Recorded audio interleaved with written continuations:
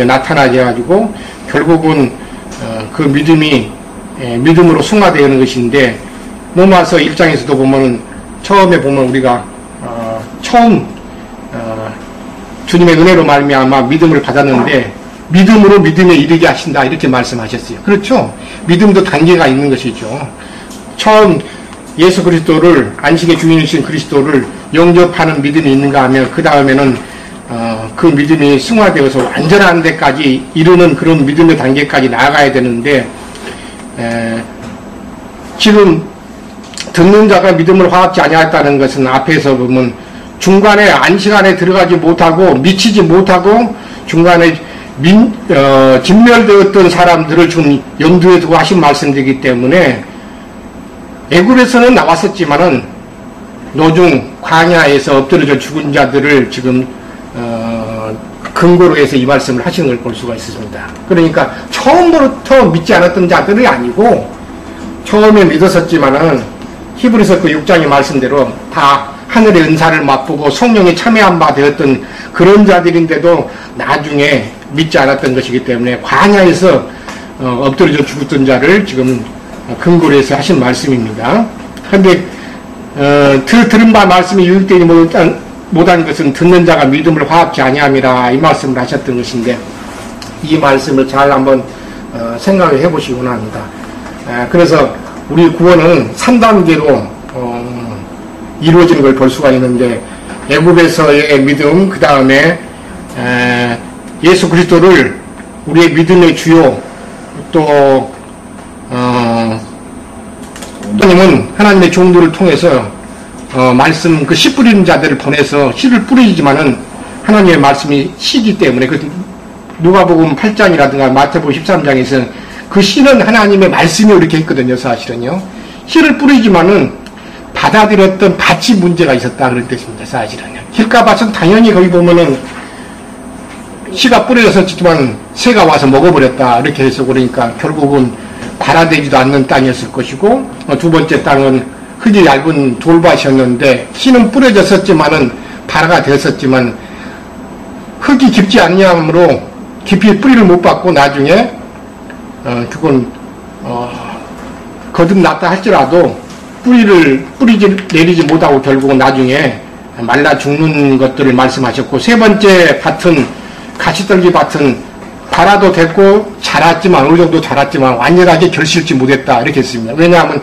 가시떨기가 맑았기 때문에. 근데 거기 보면 가시떨기라는 게 뭐라고 했냐면은 재리의 유혹과 뭐라고 했어요? 세상 영유와 재리의 유혹과 이런 것들이 늘 사람의 마음을 막아가지고 뿌려진 그 말씀의 씨가 결실하게 열매로 나타나지 못했다 이렇게 말씀했던 걸 볼 수가 있고, 네 번째 밭이었던 것은 좋은 땅에 뿌렸다는 것은 거기 뭐라고 했냐면 착하고 좋은 마음으로 말씀을 받았고 그 다음에는 뭐라고 했어요? 인내로 결실했다 그랬습니다. 착하고 좋은 마음으로 말씀을 받아가지고 그 다음에 인내로 결실했다 이렇게 했습니다. 사실은요. 그래서 듣는 자가 믿음을 화합한다 이 말씀은 모든 사람들의 마음 안에 하나님의 씨 뿌리는 자들을, 사역자들을 보내가지고 먼저는 밭 가는 자들을 보낼 것이고 그 다음에 밭 가는 자들 다음에 씨 뿌리는 자를 보낼 것이고 씨 뿌리는 자 다음에는 물 주는 자를 보낼 것이고, 이렇게 때를 따라서 하나님의 종들을 보내는 것인데, 히브리서 6장에서도 그 말이죠. 땅이 위에서 하늘에서 자주 내리는 비를 흡수해서 밭 가는 자들의 쓰기에 합당한 채소를 내면은 하나님 앞에 복을 받는다 그랬습니다. 그러니까 땅이라는 사람의 마음인데 때를 따라서 주님께서 은혜를 다 내려주신다고 것입니다. 그럴 뿐만 아니라 때를 따라서 밭을 가는 자를 보낼 뿐만 아니라 그 다음에 씨 뿌리는 자를 보내고, 씨 뿌리는 자 다음에는 아까도 말씀을 드렸지만 물 주는 자를 보내고 사역자를 때를 따라서 다 보낼 것이란 말이에요. 사실은요.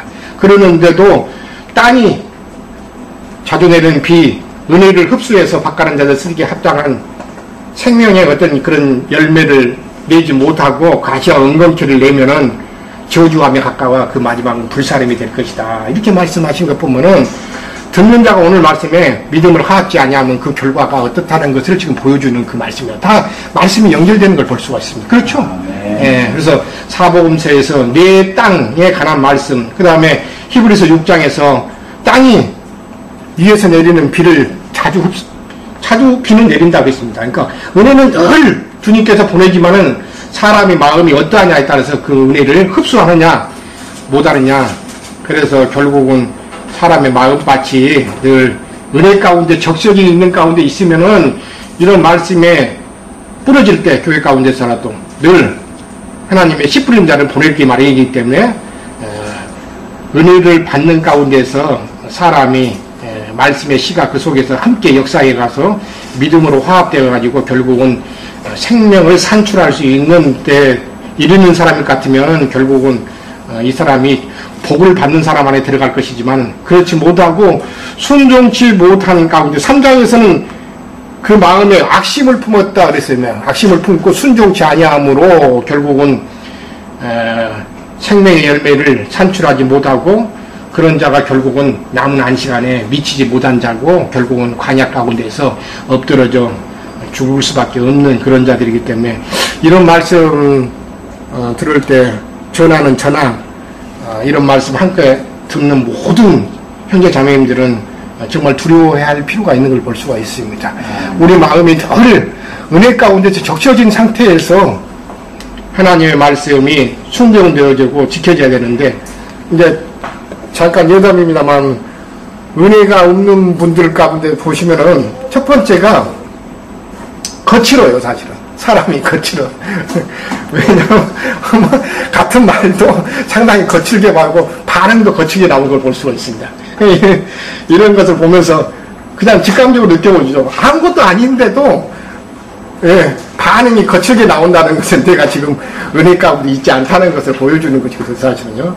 그래서 이것은 은혜를 체험하고 은혜 안에 있는 분이면 그냥 느낄 것이 왜 저 지치가 이런 아무것도 아니고 사소한 것인데도 이렇게 거칠게 나오고 반응이 저렇게 나오는 것인가 하는 뭐 마태복음에 보면은 뭐 속옷을 달라고 하면 겉옷까지도 주고 그 다음에 오리를 가자고 하면 심리까지도 간다고 그러는데 은혜가 없으면 그런 말씀이 전혀 나오고 상관없는 말씀입니다. 사실은요. 근데 그 반응이라든가 이런 것들을 보면은 우리 자신이 얼마만큼 은혜 안에서 적셔진 가운데서 말씀을 받고 또 믿음으로 화합하는 것이냐 그것을 볼 필요가 있습니다. 우리가 지체들이라도 교회 생활 같이 하시는데 항상 은혜가 있을 수만은 또 없죠. 사실은요. 그런데 내 자신이 은혜 가운데 있느냐 없느냐는 자기 자신이 늘 아실 거예요. 사실은요. 매반은 그런 상태가 있을 것이고 또 가운데에서도 말씀을 들어도 찬송을 들어도 적셔짐이라든가 이런 것들이 없는 것 같으면 즉시로 다른 것이 아니라 그때 주님 앞에 가지고 가가지고 주님 내가 내 심령이 왜 이러는 것인지 다른 사람은 몰라도 먼저 본인이 제일 먼저 잘 아실 거예요. 사실은요. 그때마다 주님 앞에 그 뒤에 말씀이 나옵니다. 오늘 4장 그 맨 마지막 부분에 보면은 우리가 긍휼하심을 받고 때를 따라 돕는 은혜를 받기 위하여 은혜의 보좌 앞에 늘 담대히 나가야 한다 이 말씀을 하신 것입니다. 그런데 그렇게 된 가운데는 은혜가 마음 가운데 움직이는 것은 여러 가지 이유가 있겠죠. 사실은 본인들에서 주님 앞에 가져가 봐가지고 제일 큰 것은 내 자신이 늘 주님의 은혜 가운데 있지 아니하면은 어떤 말씀을 들어도 어떤 찬송을 들어도 적셔지지 않고 은혜가 되지 않는 것이기 때문에 말씀에 문제가 있는 것이 아니라 내 자신이 땅이 비로 말미암아 적셔져야 되나니 어떤 씨를 뿌려놔도 거기서 생명의 소사를 낼 수가 있는 것이죠. 메마른 땅에서는 아무 소득을 낼 수가 없는 것입니다. 사실은요. 어떤 말씀을 들어도 은혜가 안 되는 것이기 때문에 사실은요.